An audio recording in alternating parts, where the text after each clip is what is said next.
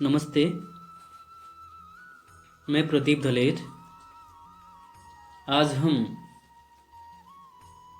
नरोत्तम दास जी की प्रसिद्ध रचना सुदामा चरित के बचे दोहे का भावार्थ सहित वर्णन करेंगे। इससे पहले हमने पढ़ा कि सुदामा अपने पत्नी के कहने पर अपने बचपन के मित्र अर्थात श्री कृष्ण से सहायता मांगने द्वारका चले जाते हैं। द्वारपाल जब सुदामा के आने का संदेश श्री कृष्ण भगवान को देते हैं तो वह दौड़कर अपने महल से बाहर आते हैं और सुदामा को देखकर उन्हें गले लगाते हैं, उन्हें आदर के साथ अपने महल में अंदर ले जाते हैं, उनका हाल समाचार पूछते हैं। वह उन्हें देखकर बहुत प्रसन्न होते हैं और खुशी से बातें करते हैं। कुछ समय बीत जाने के पश्चात जब सुदामा वापस जाने को कहते हैं तो श्री कृष्ण भगवान उन्हें बहुत ही प्रेम से वापस भेजते हैं। सुदामा को लग रहा था कि जब मैं वापस जाने के लिए कहूंगा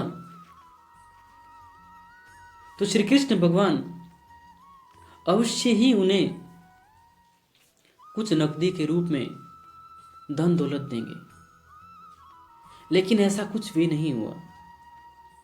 श्री कृष्ण भगवान ने उनको उस समय नकदी के रूप में कुछ भी नहीं दिया। इससे सुदामा बहुत परेशान हुए, बहुत दुखी हुए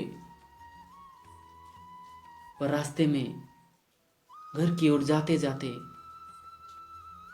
अपने मन में अनेक प्रकार से विचार कर रहे हैं। उनके मन में बहुत सवाल आ रहे हैं। वो कह रहे हैं, रास्ते में जाते जाते सोचते सोचते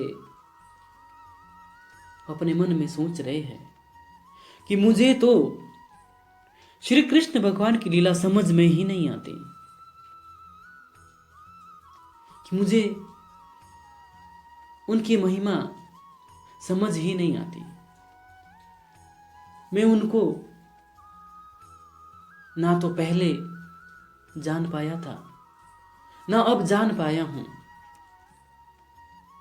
वो कहते हैं कि मैं तो उनके पास सहायता मांगने के लिए गया था, लेकिन उन्होंने मुझे खाली हाथ वापस भेजा। मुझे समझ नहीं आ रहा है कि उन्होंने मुझे इस प्रकार से खाली हाथ क्यों वापस भेजा। आगे दोहे में जो उन्होंने लिखा है और जो दोहे रह गए थे जिसका भावार्थ हमने नहीं पढ़ा था, आज उनको हम भावार्थ सहित पढ़ेंगे और ये भी जानने की कोशिश करेंगे कि आखिर सुदामा के मन में श्री कृष्ण के प्रति किस प्रकार से विचार आ रहे हैं और श्री कृष्ण भगवान ने सुदामा की उस समय सहायता क्यों नहीं की। उनके दोहे को पढ़कर या गाकर सुनाने की कोशिश करूंगा। लय कुछ ज्यादा ही खराब हो जाए तो माफ कीजिएगा।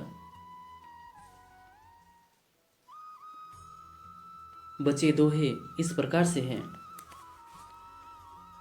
वह पुलकनी वह उठी मिलनी, वो आदर की बात, वो पठवनी गोपाल की, कछु न जानी जात। घर घर कर उड़त फिरे, तनक दही के काज, कहा भयो जो अब भयो, हरि को राज समाज। हूँ तो आवत नहीं हूँ तो वही पठियो ठेली, अब कहीं समूह जाए के बहुधन धरो सकेली। भावार्थ पढ़ने से पहले कुछ अपरिचित शब्द देख लेते हैं। जैसे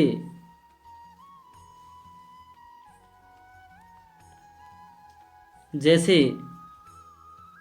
फुलकनी अर्थात प्रसन्न होना, मिलनी मिलना, उठी उठ करके, पठवनी विदाई, गोपाल श्री कृष्ण, और ओढ़त फिरे इधर उधर घूमना, तनक थोड़ा सा, और ठेली जबरदस्ती, धरो रखना, सकेली संभाल कर। भावार्थ इस प्रकार से हैं। सुदामा श्री कृष्ण भगवान के पास बहुत ही उम्मीद से गए थे। वो उनके पास यह उम्मीद लगा के गए थे कि वो अवश्य मेरी गरीबी को दूर करेंगे, मुझे दक्षिणा के रूप में अन्न या धन अवश्य देंगे।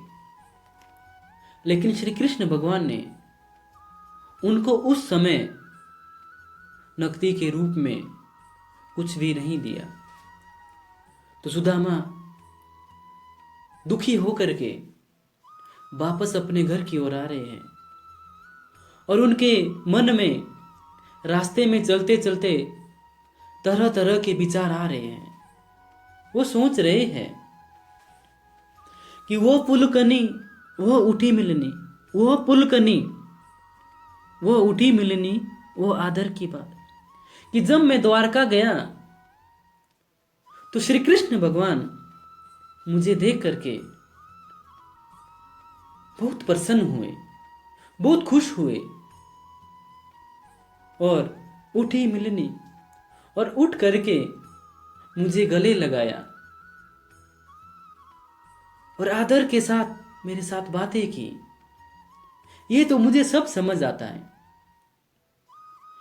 ये मुझे सब समझ आ गया कि जब मैं द्वारका गया तो मुझे देख करके श्री कृष्ण बहुत प्रसन्न हुए, मुझे गले लगाया और आदर के साथ बड़े सम्मान के साथ मेरे साथ बातें की। लेकिन वह पठवनी गोपाल की, लेकिन श्री कृष्ण भगवान ने जिस प्रकार से मुझे वापस भेजा, कछु न जानी जात, उसको मैं कुछ समझ नहीं पाया कि उन्होंने मुझे इस प्रकार से खाली हाथ क्यों वापस भेजा। मैं तो उनके पास बहुत उम्मीद लेके गया था, मुझे उन पे बहुत भरोसा था कि वो मुझे अवश्य नकदी के रूप में कुछ धन दौलत देंगे, लेकिन ऐसा कुछ भी नहीं हुआ। और मैं समझ नहीं पाया कि उन्होंने ऐसा क्यों किया मेरे साथ। आगे कहते हैं, घर घर कर ओढ़त फिरे तनक दही के काज, कहाँ भयो जो अब भयो हरि को राज समझ। कहाँ भयो जो अब भयो, कि क्या हुआ, कि क्या हुआ कि अब हरि अर्थात श्री कृष्ण राजा बन गए हैं और उनके पास बहुत सारा साम्राज्य है, उनके साथ बहुत सारी प्रजा है। क्या हुआ इसका? अरे, जो व्यक्ति थोड़े से दही के लिए पूरे गांव में इधर उधर घूमते फिरते थे, घर घर कर ओढ़त फिरे, पूरे गांव में ओढ़त फिरे इधर उधर घूमना, कि जो थोड़े से दही के लिए भी पूरे गांव में इधर उधर भटकते रहते थे। यदि आज वो राजा बन गए हैं तो क्या हुआ, यदि आज उनके पास इतना साम्राज्य है तो क्या हुआ। मैं तो उनको तब राजा मानता अगर वो मेरी गरीबी भी दूर करते या थोड़ी सी मेरी सहायता करते। अब जो व्यक्ति थोड़े से दही के लिए भी इधर उधर घूमते हैं वो भला मेरी क्या सहायता करेंगे। आगे कहते हैं, रास्ते में जा रहे हैं, चलते चलते चलते चलते अपने मन में इस प्रकार के विचार ला रहे हैं। उनके मन में ऐसे विचार आ रहे हैं श्री कृष्ण भगवान के प्रति। आगे कहते हैं, हूं तो आवत नहीं हूं तो, कि मैं तो यहां आना ही नहीं चाहता था।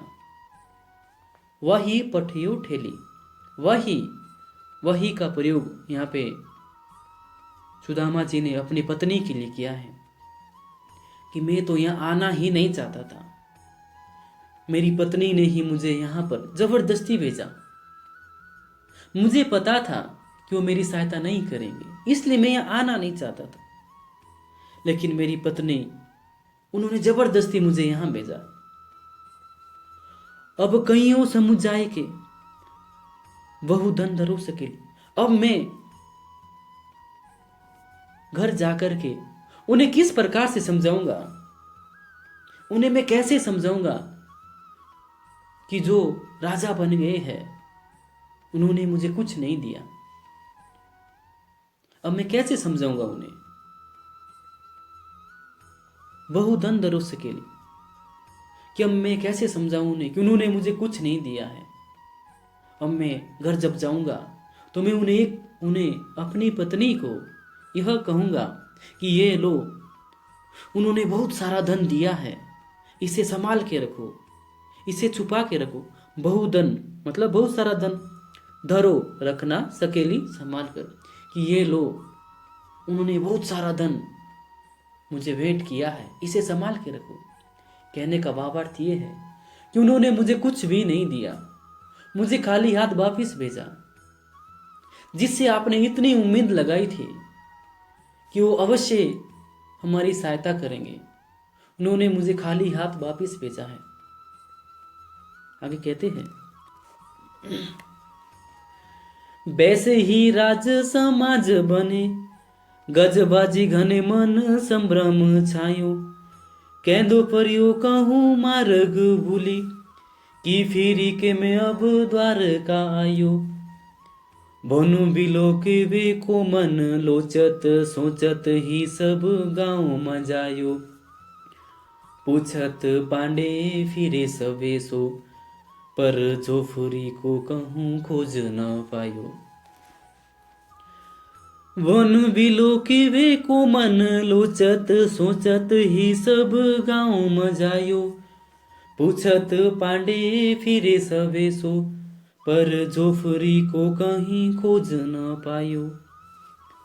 भावार्थ जानने से पहले दोहे में आए कुछ अपरिचित शब्द देखते हैं, जैसे वैसे ही अर्थात वैसा ही, गज हाथी, बाजी घोड़े, संभ्रम छायो, भ्रम हो जाना, शक होना, परियो अनजान, मार्ग रास्ता, भुवन भवन, बिलोकिवे देखना,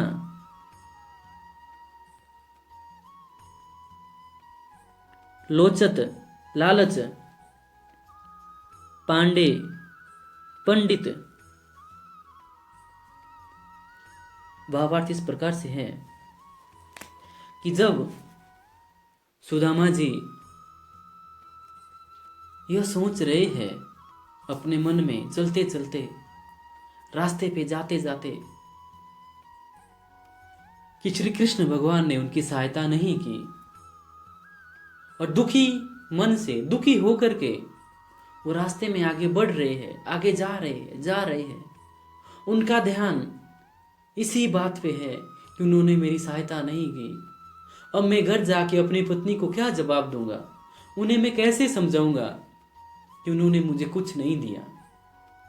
ये सोचते सोचते वो अपने गांव तक पहुंच गए। जैसे ही वो अपने गांव पहुंचे तो वहां का दृश्य देख करके वो हैरान हो गए।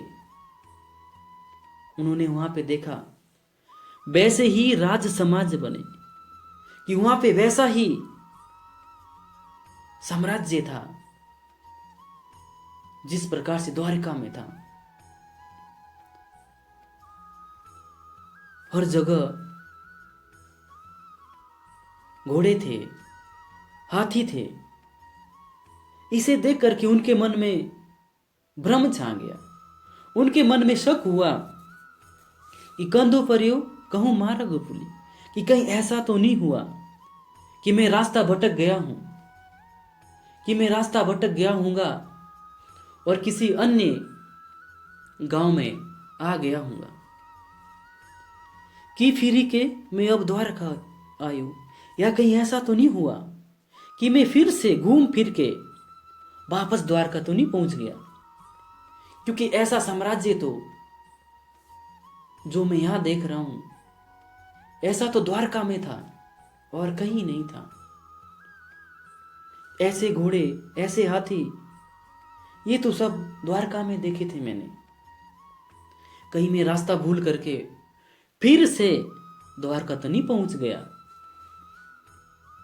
आगे कहते हैं, भवन विलो की वे को मन लोचत, सोचत ही सब गांव मजायो।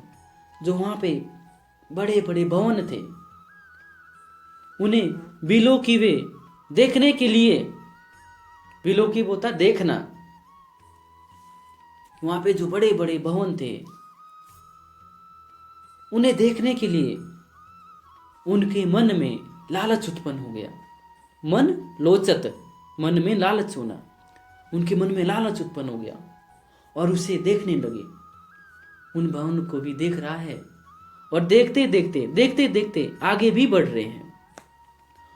और उन भवनों को देखते देखते सुदामा जी ने सब गांव मजायो, पूरा गांव घूम लिया, पूरे गांव में आ गए। पूछत पांडे फिरे सब ओसो, और रास्ते में जाते जाते, अपने गांव के रास्ते में जाते जाते जो भी उन्हें रास्ते में मिल रहा है उन सभी से पूछ रहे हैं। पूछत पांडे, पांडे अर्थात पंडित, और पंडित कौन है? सुदामा जी। तो जो भी उन्हें रास्ते में मिल रहे हैं उनसे पूछ रहे हैं कि यहां पर कहीं मेरी झोपड़ी हुआ करती थी, पर झोपड़ी को कहूं खोज न पायो, लेकिन मैं उस झोपड़ी को खोज नहीं पा रहा हूं, मुझे वो झोपड़ी मिल नहीं रही है। क्या आप मुझे वो झोपड़ी दिखा सकते हैं? मुझे अपना घर नहीं मिल रहा है। इस गांव में मेरा घर हुआ करता था, लेकिन वो मिल नहीं रहा है। क्या आप मुझे मेरा घर दिखा सकते हो? जो भी आ रहा है उन सभी से सुदामा जी यही पूछ रहे हैं। आगे पढ़ते हैं, के वो टूटी सी छानी हती, कहाँ कंचन के अब धाम सुहावत, के पग में पनही न हती, कहले गजराज ठाडे महावत। भूमि कठोर पे रात कटे, कहाँ कोमल सेज पे नींद न आवत, के जुरु तो नहीं को दोसवा, प्रभु के पर तापते दाख न भावत। भूमि कठोरों पे रात कटे, कहाँ कोमल सेज पे नींद न आवत, के जुरु तो नहीं को दोसवा, प्रभु के पर तापते दाख न भावत। भावार्थ पढ़ने से पहले अपरिचित शब्द देख लेते हैं। जैसे छानी अर्थात झोपड़ी, कंचन अर्थात सोना, धाम अर्थात महल, सुहावत, सुंदर लगना, पग, पाँव, पनही, जूते, गजराज, हाथी, महावत, हाथी को चलाने वाला या हाथी पर सवारी करवाने वाला।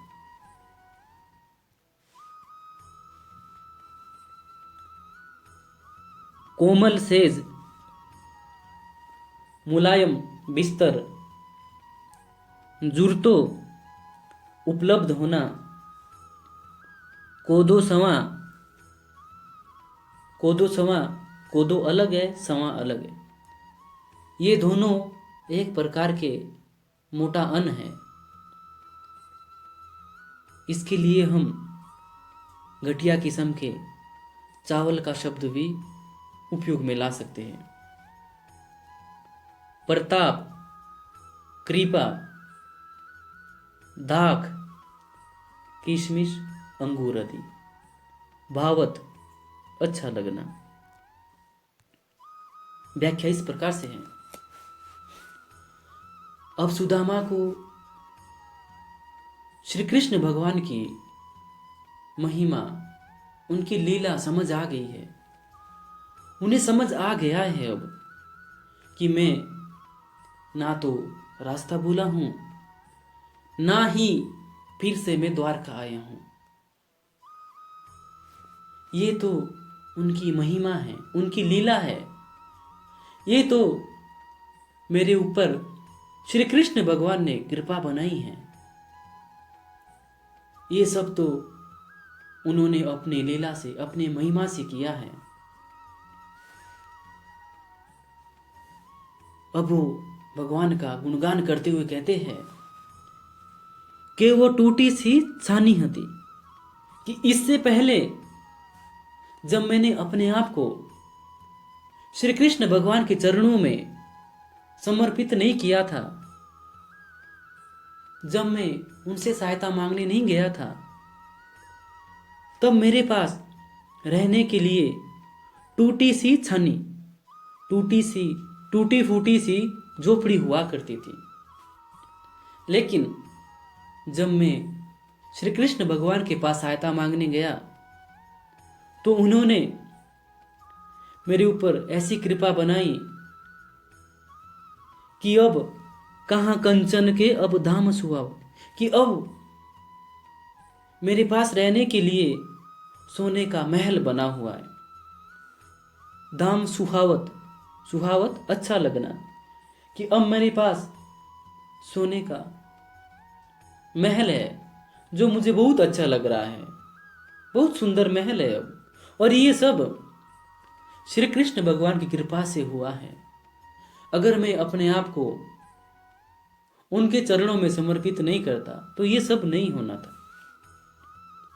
के पग में पनही न होती, कहाँ ले गजराजहू ठाड़े महाबत। इससे पहले जब मैं अपने ही घमंड में रहता था, जब मैं उनके पास सहायता मांगने नहीं गया था, तो मेरे पाँव में, पग मतलब पाँव, तो मेरे पाँव में जूते तक नहीं होते थे। मुझे जहाँ भी कहीं जाना होता था, जब कहीं भिक्षा मांगने के लिए, अपना शाम का गुजारा करने के लिए जब लोगों के पास हाथ फैलाने के लिए जाना पड़ता था, तो मेरे पाँव में जूते तक नहीं होते थे। लेकिन आज चलने के लिए अब जहाँ भी मैं कहीं जाना चाहता हूँ तो मेरे घर के बाहर हाथी खड़े हैं, और हाथी को हाँकने के लिए भी, उसे चलाने के लिए भी मेरे पास महावत है, अर्थात हाथी पर सवारी करवाने वाला व्यक्ति है। अब वो मुझे हाथी पर बिठाता है और घुमाता है जहां मेरा मन करता है। लेकिन इससे पहले हाथी तो दूर की बात रही, मेरे पाँव में तो चप्पल तक नहीं होते थे, मेरे पाँव में जूते तक नहीं होते थे। और ये तभी संभव हुआ जब मैंने अपने आप को श्री कृष्ण भगवान के चरणों में समर्पित किया, उनसे सहायता मांगने गया, उनके पास अपने दुखों को प्रकट किया, ये तभी संभव हुआ। आगे कहते हैं, इससे पहले जब मैं अपने मित्र, अपने सखा श्री कृष्ण से नहीं मिला था तो भूमि कठोर पे रात कटे। तुम मेरी रातें कठोर भूमि पे कटती थी, अर्थात मेरे पास एक छोटी सी झोपड़ी हुआ करती थी और उस झोपड़ी में सोने के लिए ना तो गद्दा होता था, ना ही रजाई होती थी। ऐसे ही मैं भूमि पे सोता था और अपनी रातें गुजारता था। लेकिन भगवान से मिलने के बाद, श्री कृष्ण से मिलने के बाद कोमल सेज पे नींद ना हो। अब मेरे पास उन्होंने मुझ पे ऐसी कृपा बनाई कि मेरे सारे दुखों को दूर कर दिया। अब मेरे पास सोने के लिए नरम बिस्तर है। अब उस बिस्तर पे भी मुझे नींद नहीं आ रही है। इससे पहले मैं ऐसे ही जमीन पे लेट जाता था और सो जाता था, लेकिन अब सोने के लिए मेरे पास नरम बिस्तर है, मैं उस पे सोता हूं। के जरूरतो नहीं कूदो समा। इससे पहले मेरे पास खाने के लिए घटिया किस्म के चावल भी नहीं होते थे। घटिया किस्म के चावल के लिए भी मुझे बहुत मेहनत करनी पड़ती थी। लोगों के घर घर जाकर उनके आगे हाथ फैलाने पड़ते थे और जो वो मुझे बचा हुआ कुछ अन्न देते थे, मैं उसी से ही अपना जीवन चलाता था। और कई बार तो जुड़तो नहीं, कई बार तो ये घटिया किस्म के चावल भी उपलब्ध नहीं होते थे और मैं भूखा ही सो जाता था। लेकिन आज प्रभु के प्रताप थे, लेकिन आज मेरे ऊपर प्रभु अर्थात श्री कृष्ण, आज मेरे ऊपर श्री कृष्ण भगवान ने इस प्रकार की कृपा बनाई हुई है। प्रताप अर्थात कृपा, इस प्रकार की कृपा बनाई है कि अब मुझे दाख भी अच्छे नहीं लगते हैं। दाख अर्थात अंगूर या किशमिश आदि, कि अब घटिया किस्म के चावल तो दूर की बात रही, उनकी ओर तो कोई देखता तक नहीं। अब तो मेरे पास किशमिश है, अंगूर है, उन्हें भी मैं खाता नहीं हूँ। वो भी ऐसे ही पड़े रहते हैं मेरे घर में, वो भी अब अच्छे नहीं लगते हैं, उनसे भी अब मन भर गया है। और ये सब तभी संभव हुआ जब मैंने अपने आप को श्री कृष्ण भगवान के चरणों में समर्पित किया, अपने घमंड को त्यागा और उनसे सहायता मांगने गया। नरोत्तम दास जी कहना चाहते हैं कि हमें भगवान के ध्यान में मग्न होना चाहिए और जो भी हमारी इच्छाएं हैं हमें उनके सामने प्रकट करनी चाहिए। वो अवश्य हमारी ऊपर कृपा बनाएंगे। हमें किसी के साथ छल कपट नहीं करना चाहिए, किसी के साथ गलत व्यवहार नहीं करना चाहिए, ना तो किसी के प्रति गलत सोचना चाहिए, ना ही गलत देखना चाहिए। हमें सही रास्ते पे चलना चाहिए और जो सही रास्ते पे चलता है उस पर भगवान अवश्य कृपा बनाए रखते हैं। आज के लिए इतना ही। धन्यवाद।